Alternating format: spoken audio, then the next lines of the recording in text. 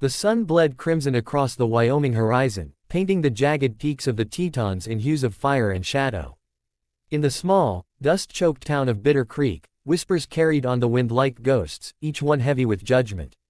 They said no woman could survive alone in the wilds of the West, not without a man to shield her, to tame the land, to keep her from breaking under the weight of a world too vast and cruel for fragile hands.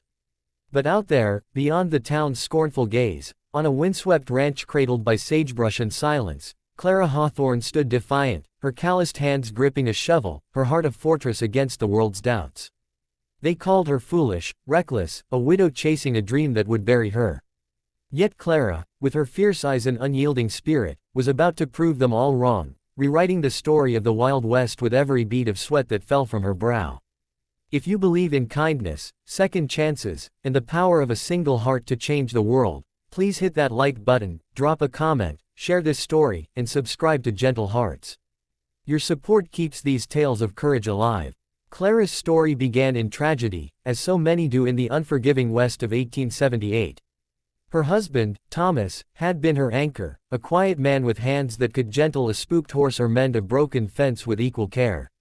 Together, they'd carved out a modest ranch on the edge of Bitter Creek, dreaming of a life where their children would grow strong under wide skies. But a fever took Thomas one bitter winter, leaving Clara with a toddler son, Samuel, a handful of cattle, and a ranch teetering on the edge of ruin. The townsfolk, with their pitying glances and wagging tongues, urged her to sell the land, to return east to her family, to find a new husband who could shoulder the burden. A woman alone can't survive out here, they'd say, their voices dripping with condescension. The land will break you, Clara. It always does. But Clara, whose heart burned with a fire they couldn't see, refused to bend. She'd made a promise to Thomas on his deathbed, to keep their dream alive, to raise Samuel on the land they'd fought for. And so, with nothing but grit and a stubborn will, she set out to defy them all. The challenges came swift and merciless. The Wyoming winters were brutal, the kind that clawed through wooden walls and froze water in the bucket before it could reach the kettle.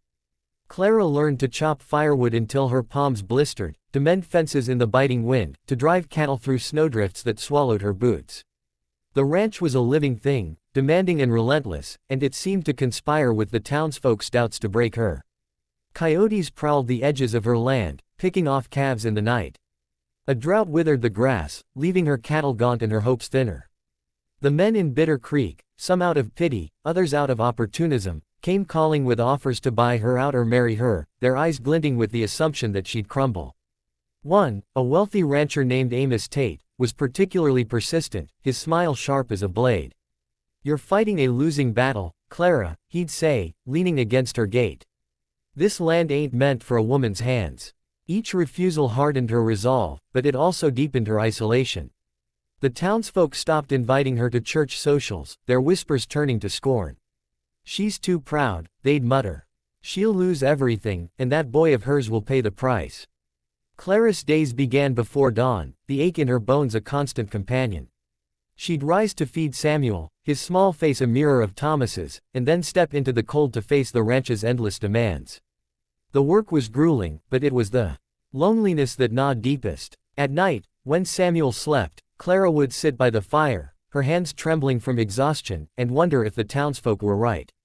Doubt crept in like a thief, stealing her courage in the quiet hours. She'd think of Thomas, of his warm laugh and steady hands, and the pain of his absence would threaten to drown her. But then she'd look at Samuel, curled in his blanket, and the fire in her would flare anew. She wasn't just fighting for herself, she was fighting for him, for the legacy they'd build together. She'd whisper to the stars, "We'll make it, Thomas. I swear it." Change came slowly, almost imperceptibly, like the first green shoots after a long winter. Clara began to learn the land's rhythms, its secrets. She studied the clouds for signs of rain, learned to track the coyotes' paths, and bartered with a traveling merchant for better seed to plant a small garden. She wasn't alone in her struggle, though it often felt that way. A grizzled old ranch hand named Eli, who'd known Thomas, started stopping by, offering quiet advice on tending the herd or fixing the barn's leaky roof. He never asked for payment, only a cup of coffee and a chance to tell stories of the old days. Through him, Clara learned to read the land like a book, to anticipate its moods. And then there was Mary, a Shoshone woman who lived on the outskirts of Bitter Creek, shunned by the town for her heritage. Mary taught Clara how to use native plants to heal Samuel's fevers and mend her own cuts, and in return, Clara shared her meager harvests. Their friendship, born of mutual defiance, became a lifeline, a reminder that strength could be found in unexpected places. The turning point came in the spring of 1879, when a brutal storm swept through the valley, tearing through fences and scattering Clara's herd. Amos Tate saw his chance, arriving at her doorstep with a smug offer to buy her land for half its worth. "You're done for, Clara," he said, his voice cold. "Let me take this burden off you." Fury surged in her chest, not just at Amos, but at the world that expected her to fail. She refused him, her voice steady, and sent him away. That night, as the wind howled, Clara made a decision. She wouldn't just survive, she'd thrive. She'd show them all that a woman could hold her own in the Wild West. With Eli's help, she rebuilt the fences stronger than before. With Mary's guidance, she planted a new crop that could withstand the drought. And with her own unyielding will, she drove her cattle to market, facing down bandits and storms to return with enough money to buy more stock and repair the ranch.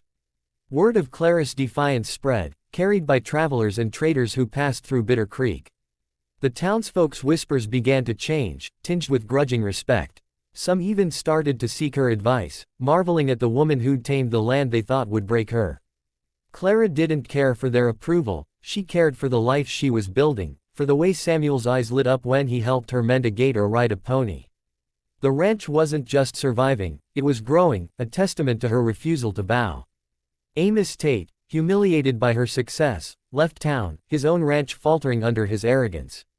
Clara's heart, once heavy with grief and doubt, began to lighten. She'd lost Thomas, but she'd found something else, a strength she hadn't known she possessed, a legacy that would outlive her. By the summer of 1880, Clara's ranch was a beacon of possibility, a place where the impossible seemed within reach. She hired 2 young hands, both outcasts like her, and together they expanded the herd, built a new barn, and planted fields that bloomed under the Wyoming sun. Mary became a regular visitor, her laughter filling the house as Samuel learned Shoshone words and chased fireflies. Clara stood on her porch one evening, watching the sunset paint the Tetons in gold, and felt a peace she hadn't known since Thomas's death.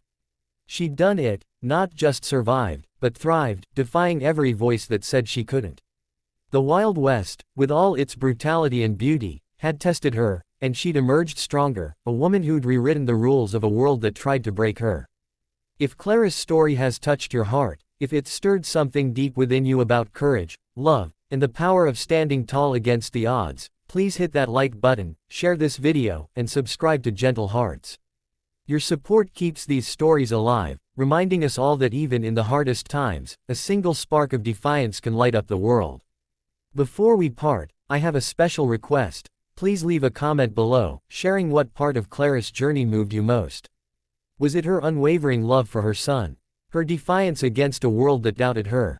Or the quiet strength she found in unexpected friendships? Your words mean the world to us at Gentle Hearts, and we can't wait to hear your thoughts.